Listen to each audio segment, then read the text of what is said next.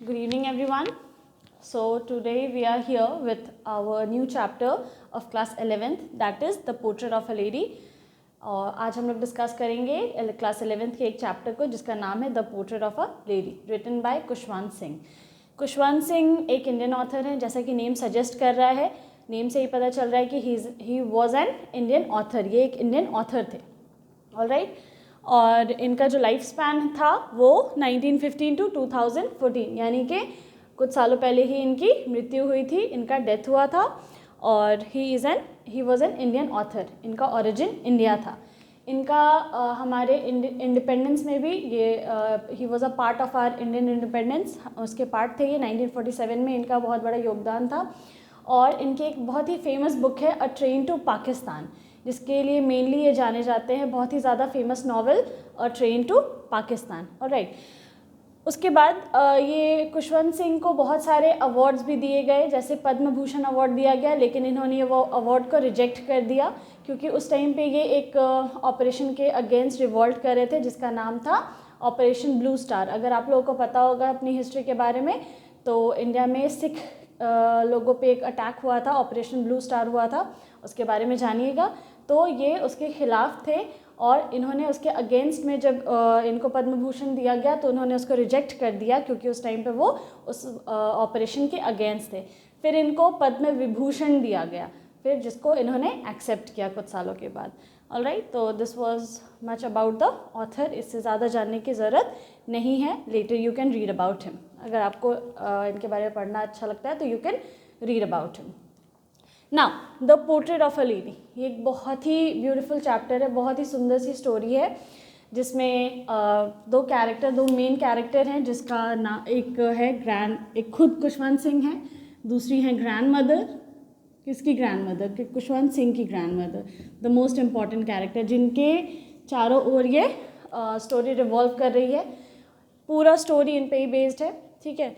और ये खुशवंत सिंह की अपनी कहानी है. ये उनके अपने लाइफ का एक छोटा सा हिस्सा एक्सट्रैक्ट उन्होंने इस स्टोरी में the portrait of a lady में लिखा है.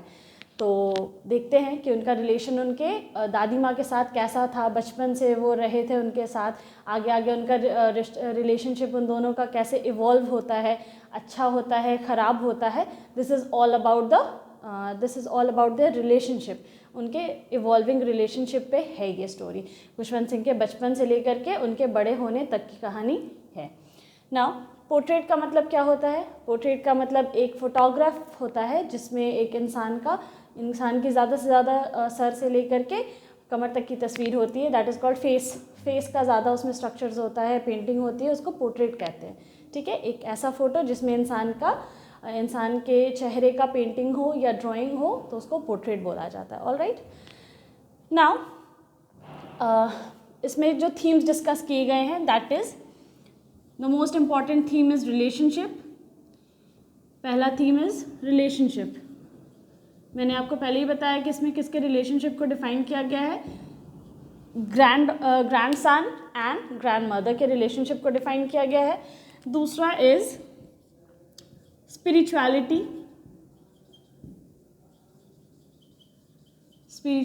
कल्चर, उस चीज़ को भी डिस्कस किया गया है इस चैप्टर में. Third is old versus modern, old times versus modern time. थोड़ा सा उसका भी इन्फ्लुएंस आपको दिखाई देगा इस चैप्टर में. Fourth is village life and city life, उसको भी डिस्कस किया गया है थोड़ा सा, बहुत ज़्यादा नहीं. ब्रीफ में आपको कुछ इंस्टेंस मिलेंगे उसके भी, जिससे आपको ये समझ में आएगा कि विलेज लाइफ और सिटी लाइफ में एक इंसान का लाइफ कैसे चेंज हो जाता है. ओल्ड टाइम्स में और मॉडर्न टाइम में लोगों के रिलेशन कैसे बदलते हैं एक दूसरे के साथ. स्पिरिचुअलिटी को भी डिस्कस किया गया है. रिलेशनशिप में फ्रेंडशिप, लव, अफेक्शन सब कुछ आ जाता है. And love, kindness. So that's all.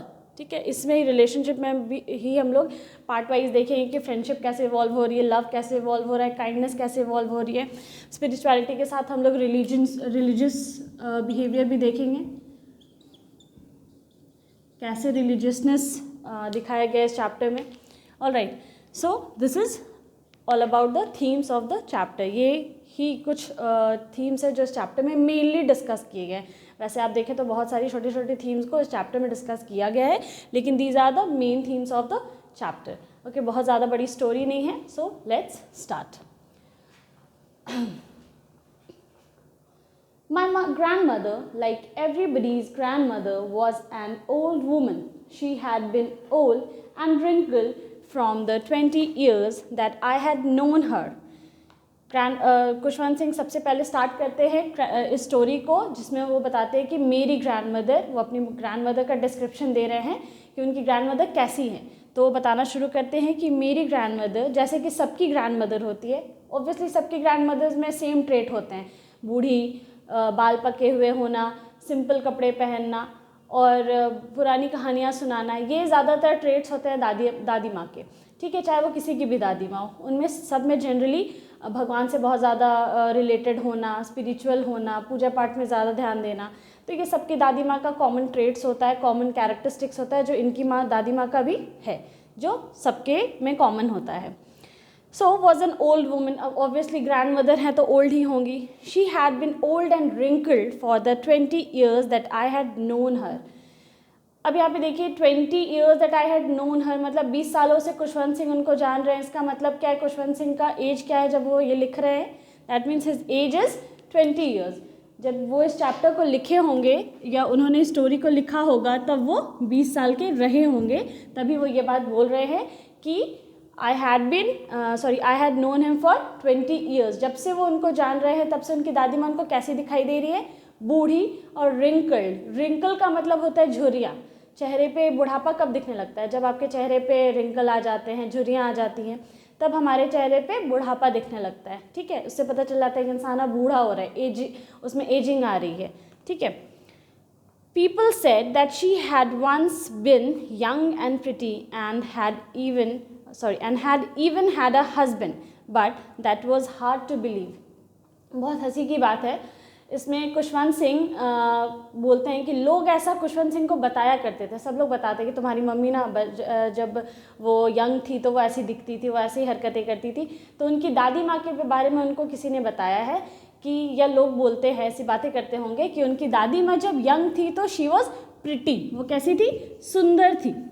ठीक है, और उनके हस्बैंड भी थे, प्रिटी थी और ब्यूटीफुल भी थी, और उनका एक हस्बैंड भी था, जो कि खुशवंत सिंह के लिए बिलीव करना मुश्किल है। उनको ये बात यकीन नहीं हो रहा है कि मेरी दादी माँ का भी कोई हस्बैंड हो सकता है। अब आगे देखेंगे कि उनका नेचर क्या था जिसके लिए इनको इतना हार्ड है बिलीव करना, इतनी मुश्किल हो रही है उनको ये यकीन कराने में कि इनका भी कोई हस्बैंड हो सकता था। ठीक है, my grandfather's portrait hung above the mantelpiece in the drawing room. अब ये ग्रैंड मदर से डायरेक्टली हम लोग ग्रैंड फादर पे आए हैं। ग्रैंड फादर का भी एक पोर्ट्रेट है जो कि कहाँ लगा हुआ है, पोर्ट्रेट ये साइज़ है, और वो उनके लिविंग रूम में, यहाँ पे फायर प्लेस है, यह मैंटल पीस इसको कहते हैं। ठीक है, जहाँ पे ऐसे शोकेस जैसा बना रहता है, यहाँ फायर प्लेस होता है, यहाँ पे आग लगाने का जगह होता है जहाँ पे ठंड में, और यहाँ पे शोकेस की कुछ चीज़ें रखते हैं हम लोग, और उसके ऊपर क्या है, हंग अबव, उसके ऊपर ये उनके दादाजी का पोर्ट्रेट जो है वो लटका हुआ है। That means he is no more, अब वो नहीं है, नहीं रहे दादाजी। ठीक है, लेकिन उनका लिविंग रूम में, इनके ड्राइंग रूम में उनका पोर्ट्रेट हंग ओवर, मतलब हंग अबव मतलब लटका हुआ है, लटकाया हुआ है। जैसे फ़ोटो दीवार पे लगाते हैं ना, वैसे उनका भी फ़ोटो दीवार पे लगा हुआ है लिविंग रूम में। मैंटल पीस, ये जो पीस होता है इसको मैंटल पीस कहते हैं, showcase. He wore a big turban and loose fitting clothes. उनके दादाजी क्या पहनते हैं, बिग टर्बन, बड़ा सा पगड़ी पहने हुए हैं उनके दादाजी फ़ोटो में, क्योंकि खुशवंत सिंह ने अपने दादाजी को पता नहीं देखा है या नहीं, फ़ोटो में देख रहे हैं तो उसी का डिस्क्रिप्शन दे रहे हैं कि उन्होंने अपने तस्वीर में क्या पहना हुआ है, एक बड़ी सी पगड़ी पहनी हुई है और ढीले कपड़े पहने हुए हैं। अभी दादाजी की बात हो रही है, अभी दादी की बात नहीं हो रही है। His long white beard covered the best part of his chest and he looked at least 100 years old। अब देखते हैं खुशवंत सिंह क्या बोलते हैं अपने दादाजी के बारे में। जो उनकी दाढ़ी है, बेयर्ड मीन्स दाढ़ी, वो यहाँ उनके चेस्ट तक आ रही है। ठीक है, क्योंकि उनकी दाढ़ी लंबी होगी दादाजी की। अच्छे वैसे जाट वाला पूरा उनका सिख वाला, शायद ऑब्वियसली ये लोग सिख है। Khushwant Singh he is a Sikh, he was अ सिख, वो सिख थे, पंजाबी। तो अपने दादाजी के बारे में बता रहे कि उन्होंने पगड़ी पहनी हुई है, ढीले कुर्ते पहने हैं, उनकी दाढ़ी जो है वो चेस्ट तक आ रही है और उनकी दाढ़ी और उनके लुक को देख के ऐसा लग रहा है कि वो कम से कम 100 साल पुराने हैं। दादाजी, पोर्ट्रेट नहीं, दादाजी 100 साल के होंगे जब उनकी फ़ोटो खींची गई होगी। तो मे बी उनकी दाढ़ी वाइट होगी, सफ़ेद होगी, इसीलिए वो बोल रहे हैं कि दादाजी फ़ोटो में 100 साल पुराने दिखाई दे रहे हैं। He did not look the sort of person who would have a wife or children. Khushwant Singh को अपने दादाजी को देख के ऐसा नहीं लग रहा है कि उनकी भी कभी कोई बच्चे और वाइफ रहे होंगे। पता नहीं, हो सकता है वो पोर्ट्रेट में बहुत ही खड़ूस, रूड ऐसे दिखाई दे रहे होंगे मे बी, या उस वैसा बिना हंसता हुआ फ़ोटो होगा, या पता नहीं क्यों ऐसा बोला है खुशवंत सिंह ने, या शायद मुस्कुरा नहीं रहे होंगे। तो उनको देख करके ऐसा नहीं लग रहा है कि उनकी भी कभी उस फोटो में जो आदमी है यानी उनके दादाजी, उनको देख के नहीं लग रहा है कि उनकी भी कभी वाइफ और बच्चे रहे होंगे, जो कि ऑब्वियसली गलत है। रहे होंगे तभी खुशवंत सिंह यहाँ हैं और उनकी दादियाँ हैं और उनकी कहानियाँ हम लोग पढ़ रहे हैं। ऑब्वियसली उनके दादाजी की वाइफ और बच्चे थे। He looked as if he could only have lots and lots of grandchildren. वो इतने बूढ़े दिखाई दे रहे हैं उस फोटो में, ऐसा लग रहा है उनको देख करके कि सिर्फ उनके पोते पोतियाँ, वो भी ढेर सारे रहे होंगे, क्योंकि मैंने बोला ना कि वो पोर्ट्रेट में बहुत ज़्यादा ओल्ड दिखाई दे रहे होंगे। ऐसे एकदम उनका कैरेक्टर ऐसे बिंदु दारा सिंह वाला कैरेक्टर दिखाया गया होगा मे बी, या फोटो में वैसे दिख रहे होंगे कि बहुत ही बोल्ड, बहुत ही ज़्यादा लंबी दाढ़ी, ठीक है। इस वजह से वो कह रहे हैं, उनको देख करके पिक्चर में जो आदमी है उसको देख करके ऐसा लग रहा है कि सिर्फ उसके ढेर सारे पोती पोतियाँ रहे होंगे, ठीक है। As for my grandmother being young and pretty, the thought was almost revolting. फिर से वो अपनी दादी माँ की तरफ मुड़ते हैं कहने का मतलब कहानी को डाइवर्ट करते हैं। अभी तक वो सबसे पहले शुरू किया उन्होंने अपनी ग्रैंड मदर के बारे में बात करना कि उनकी दादी माँ भी बाकी सबकी दादी माँ जैसी दिखाई देती हैं, वो भी ओल्ड हैं, बूढ़ी हैं और उनके चेहरे पे भी रिंकल्स है, ठीक है। और उसके बाद लोग उनके बारे में ऐसा कहा करते हैं कि वो भी एक समय था जब वो यंग थी और प्रिटी थी, सुंदर हुआ करती थी, और अब वो डायरेक्टली फिर अपने दादाजी के अपीयरेंस की तरफ मुड़ते हैं चैप्टर में, कि उनके दादाजी का एक पोर्ट्रेट दीवार पे लगा है मैंटल पीस के ऊपर, जिसमें वो कैसे दिखाई दे रहे हैं, बहुत ही बूढ़े, टर्बन है उनके सर पे और उनकी लंबी लंबी दाढ़ी है, लूज फिटिंग क्लोथ पहने हुए उन्होंने। फिर से वो अपनी दादी माँ की तरफ मुड़ते हैं, दादी की तरफ, कि दादी के बारे में ये बात यकीन करना कि वो कभी एक समय में यंग और ब्यूटीफुल रही होंगी, ये रिवॉल्टिंग है।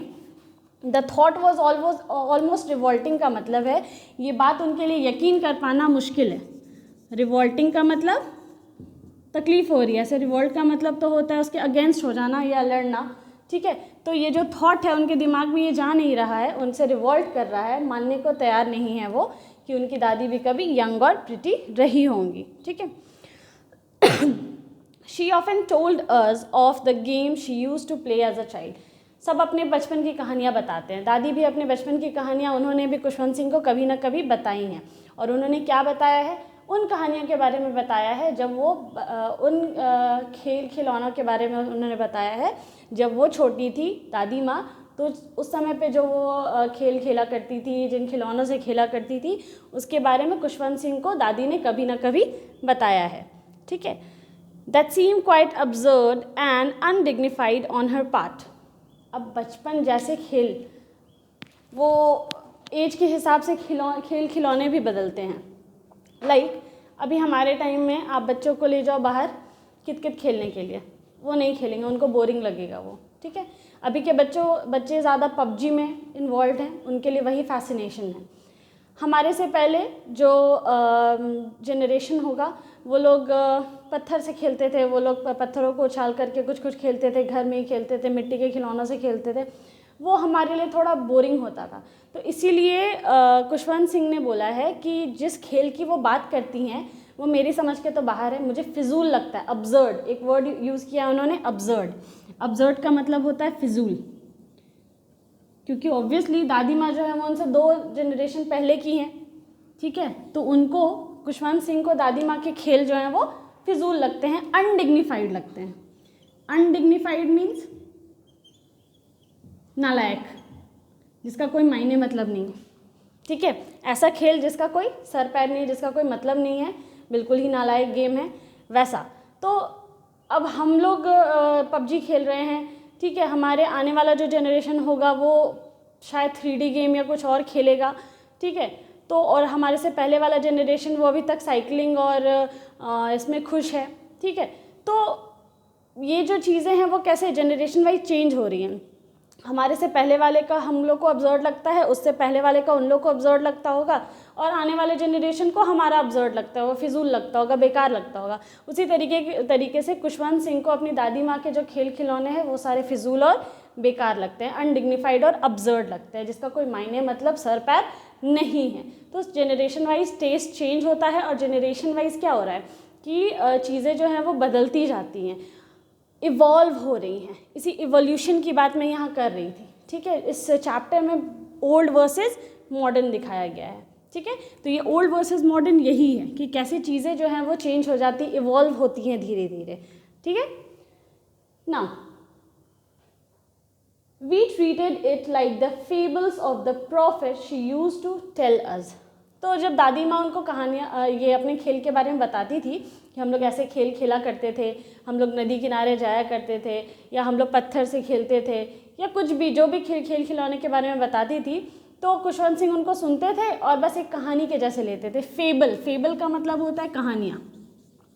जो दादी नानी कहानियाँ सुनाती हैं जो जनरली एग्जिस्ट नहीं करते हैं उसको फेबल्स कहते हैं। जो शॉर्ट स्टोरीज दादी नानी सुनाती है ना, जिनमें फिक्शनल कैरेक्टर्स होते हैं, जिनमें असलियत नहीं होती है, तो उसको फेबल्स बोला जाता है। तो यहाँ खुशवंत सिंह कहते हैं कि जब मेरी दादी मुझे बताया करती थी अपने खेल खिलौनों के बारे में, तो मैं उसको कैसे समझता था, कैसे लेता था, उसको कैसे ट्रीट करता था, जैसे वो प्रॉफिट का फेबल सुना रही हो। प्रॉफिट मीन्स भगवान के बारे में बात की जा रही है, प्रॉफिट जीसस, भगवान गॉड, ठीक है, इनके बारे में।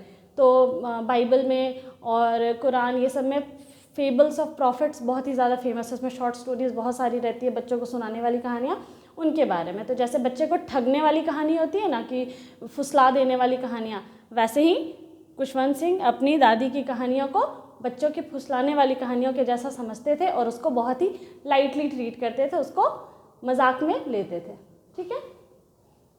She had always been short and fat and slightly bent.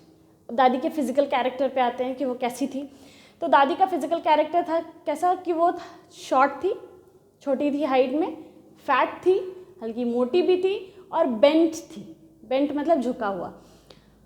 अब बूढ़ी हैं, तो इतनी बूढ़ी हैं, अब हम लोग को ये अंदाज़ा लगाना है कि वो जब झुक चुकी हैं इसका मतलब वो कितनी बूढ़ी होंगी, ठीक है। यहाँ पे एग्जैक्ट एज दादी माँ का गिवन नहीं है, और खुशवंत सिंह जो कहानी लिख रहे हैं वो 20 साल की उम्र में लिख रहे हैं, ठीक है।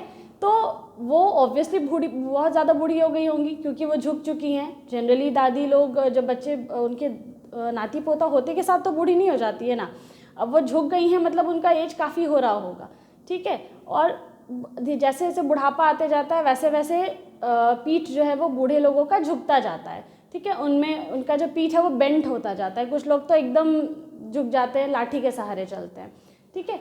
तो वो यहाँ पे दादी भी उतनी झुकी हुई नहीं है, लेकिन वो स्लाइटली बेंट है, ठीक है, मतलब हल्का, स्लाइट मतलब हल्का। Her face was a criss-cross of wrinkles running from everywhere to everywhere. उनके चेहरे पे इतनी झुर्रियाँ हैं। क्रिस क्रॉस मीन्स रिंकल का क्या वर्ड है, वो सिनोनिम है। रिंकल का मतलब भी झुर्रियाँ, क्रिस क्रॉस। अब बहुत ज़्यादा जो बूढ़े होते हैं उनके पूरे चेहरे हाथ वाथ पूरे झुर्रियों से भरे होते हैं। इतना क्रिस क्रॉस होता है कि मतलब पूरे जगह, एवरीवेयर टू एवरीवेयर, मतलब उनके पूरे ही शरीर पे क्या है, झुर्रियाँ पड़ी हुई है, मतलब कि दादी बहुत ही ज़्यादा बूढ़ी हैं। No, we were certain that had always been as we had known her. और खुशवंत सिंह इस चीज़ को मानने के लिए तैयार नहीं है कि वो कभी यंग थी, कभी प्रिटी थी, क्योंकि उन्होंने जब से उनको देखा है 20 साल से वो वैसे ही देख रहे हैं उनको। और वो अभी लास्ट लाइन में सेकंड पैराग्राफ में ये कहते हैं कि नहीं, मैं नहीं मानता, वो जैसी दिख रही हैं मुझे वो हमेशा से ऐसी ही थी, मैंने उनको हमेशा से ऐसे ही जानना है और मैं उनको हमेशा से ऐसे ही देखता आ रहा हूँ, इसमें कुछ भी चेंजेस नहीं है। Old, so terribly old that she could not have grown older. बूढ़ी, इतनी बूढ़ी कि अब वो इससे ज़्यादा बूढ़ी हो भी नहीं सकती हैं, वो इतनी बूढ़ी हैं, ठीक है। तो खुशवंत सिंह जब से उनको देख रहे हैं, देखो क्या होता है कि हम लोग जिसके साथ रोज़ रहते हैं तो उनका एज कैसे कैसे बढ़ रहा है वो हम लोग नोटिस नहीं कर पाते हैं, ठीक है। जो उनको बहुत समय के बाद देखता है वो बताता है अरे तुम तो बहुत बूढ़े हो गए, अरे तुम तो बहुत पतले हो गए, अरे तुम बहुत मोटे हो गए। वो डेली वाले चेंजेस हम लोग नोटिस नहीं कर पाते। जिनके साथ आप डे टू डे लाइफ में डेली मिल रहे हो, जो डेली देख रहे हो, तो उनमें स्लाइट चेंजेस जो आते जाते हैं वो आपको दिखाई नहीं देते हैं। लेकिन जो उनको लंबे समय के बाद देखते हैं उनको आसानी से समझ में आ जाता है कि उनमें क्या क्या चेंजेस आया है, क्या बदलाव आया है, वो कैसे दिखते थे अब कैसे दिख रहे हैं, बूढ़े हुए, जवान तो नहीं होता है कोई, बूढ़े हो गए, पतले हो गए, रंग सांवला हो गया, गोरा हो गया, ठीक है। ये सारे चेंजेस बहुत ही इजीली नोटिस हो जाते हैं जो लोग बहुत दिन के बाद आपको देखते हैं, ठीक है। तो खुशवंत सिंह उनके साथ ही रहते हैं, इसीलिए वो मानने के लिए तैयार नहीं है। वो कहते हैं ओल्ड, इतनी मेरी दादी बूढ़ी थी और इतनी बूढ़ी थी कि अब वो और ज़्यादा बूढ़ी नहीं हो सकती है, इसलिए वो वैसी ही थी जैसे मैंने उसको 20 साल से देखा है और वो आज भी वैसी ही है, उसमें कोई भी बदलाव नहीं है। Now she could never have been pretty, वो कभी भी सुंदर नहीं थी, but she was always beautiful. हाँ, लेकिन वहाँ वो सुंदर ज़रूर है। अब यहाँ दो सुंदर की बात हुई है, एक प्रिटी, दूसरा ब्यूटीफुल। अब आप बोलोगे दोनों तो सेम ही वर्ड है, तो फिर डिफरेंस क्या है दोनों में? यहाँ पे प्रिटी जो है वो फेस की प्रिटीनेस की बात की जा रही है, चेहरे की सुंदरता की बात की जा रही है। यहाँ जो ब्यूटीफुल है वो मन की सुंदरता की बात की जा रही है। यहाँ उन्होंने एक लाइन बोला है कि she could never have been pretty, वो कभी भी सुंदर नहीं रही होंगी, but she was always beautiful, लेकिन वो मन से हमेशा सुंदर रही हैं। जब से उन्होंने जाना है, जब से उन्होंने देखा है उनको, वो तब से मन से हमेशा से सुंदर हैं, भले ही वो चेहरे से प्रिटी हो या ना हो। Okay, she hobbled about the house in spotless white with one hand resting on her waist to balance her stoop and the other telling the beads of her rosary. अब दादी माँ का और अपीयरेंस बता रहे हैं खुशवंत सिंह। वो कैसे बताते हैं? शी हॉबल्ड, हॉबल्ड मतलब बूढ़े लोग कैसे लड़खड़ा के चलते हैं, एक हाथ में स्टिक होता है उनके और वो फिर भी लड़खड़ाते हैं, उनका हाथ कांपता है, ठीक है। किसी कहीं भी चलते हैं तो दीवार के सहारे तब भी वो कांपते हैं। तो वैसे ही हॉबल्ड का मतलब थरथराना, कांपना, लड़खड़ा के चलना। तो खुशवंत सिंह कहते हैं she hobbled about the house, वो घर में चारों तरफ लड़खड़ाते हुए घूमती रहती हैं, जिसमें अपने आप को बैलेंस करने के लिए वो अपने कमर पे एक हाथ रखती हैं। बूढ़े लोग ऐसे चलते हैं ना, कमर पे एक हाथ रख के दूसरे हाथ से सहारा ले करके, तो वैसे ही वो अपने कमर पे हाथ रख के दूसरे हाथ से लड़खड़ाते हुए, सहारा लेते हुए चलती हैं। और उन्होंने क्या पहना हुआ है? Spotless white. स्पॉटलेस वाइट का मतलब यहाँ पे जो उन्होंने कपड़ा पहना हुआ है वो बिना दाग के एकदम सफ़ेद sari, that means she is window, वो विडो हैं, वो विधवा हैं, तो वो वाइट साड़ी पहनती हैं जिसमें एक भी दाग नहीं है, दैट इज़ कम्प्लीटली स्पॉटलेस, उसमें एक भी स्पॉट नहीं है। On her waist to balance her stoop and the other telling the beads of her rosary। अच्छा, दादी माँ की अब स्पिरिचुअलिटी की बात आ रही है, रिलीजियसनेस की बात आ रही है। देखो, एक हाथ तो उनका कमर पे है, लड़खड़ा भी रही हैं, लेकिन दूसरे हाथ में उनका एक माला होता है ना जिसमें एक 108 मनके होते हैं। बीड्स मतलब मन का, बीड्स का मतलब होता है मन का, जो ओम नमः शिवाय या राम राम राम राम करने के लिए वो लोग काउंट करते हैं, 108 बार काउंटिंग हुई कि नहीं। तो उनके हाथ में वो रोजरी बीड है, रोजरी शायद रुद्राक्ष या कोई बीड, कोई माला होगा कोई एक तरह का, जिसमें मन के लगे हुए हैं, बीड्स लगे हुए हैं। वो उसको क्या करती है? चैंट करती हैं, पकड़ के उसमें उसको हमेशा हाथ में रखती हैं अपने और काउंटिंग करते रहती हैं। उनका मुंह चल रहा है, ठीक है। ऐसा पूरे चैप्टर में बहुत बार रिपीट किया गया, बताया गया। वो एक हाथ से अपने आप को, कमर को पकड़ती हैं, अपने आप को बैलेंस करती हैं ताकि वो लड़खड़ाए नहीं। और स्टूप का मतलब अपने स्टेप्स पे ध्यान देना, झुक करके लड़खड़ाना, चलना, लेकिन संभल जाना। और एक हाथ में उनके बीड्स है, मतलब वो माला है जिसमें मन का लगा हुआ है, और उस मनके से वो कुछ तो कर रही होंगी, पूजा पाठ या कुछ भगवान का नाम लेती होंगी।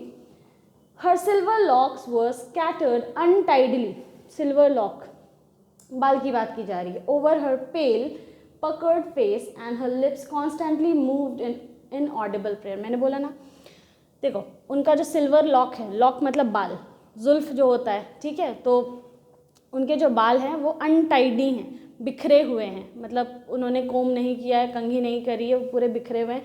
कभी भी पके बाल को हम लोग वाइट हेयर नहीं बोलते हैं, कभी भी नहीं। That is called grey hair. क्या कहते हैं उसको? ग्रे हेयर, ठीक है। तो और या फिर जो बूढ़े लोगों का जो बाल होता है उसमें बहुत शाइन होता है, वो चमक होता है, ठीक है। यहाँ इसीलिए उनके बाल को क्या बोला गया है? सिल्वर लॉक्स बोला गया है, ठीक है, क्योंकि उसमें शाइन होता है।